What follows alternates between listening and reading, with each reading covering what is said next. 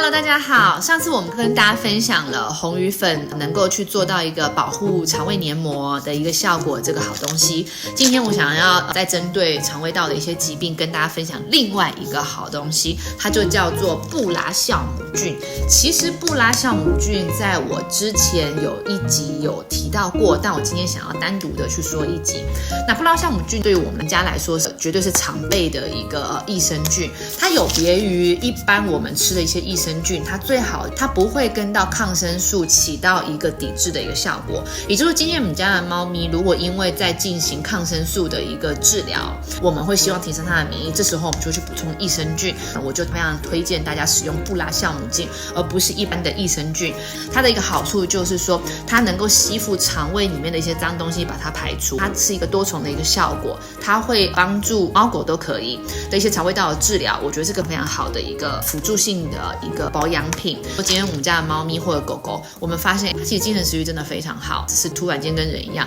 临时性的一些吃坏肚子，或者是肠胃道有些许的不舒服，这时候也非常适合直接给它吃布拉酵母菌。可能你到隔天它就发现它就变正常了。但是这边 CC 还是要再次提醒大家，你发现你们家的猫狗如果真的出现了一些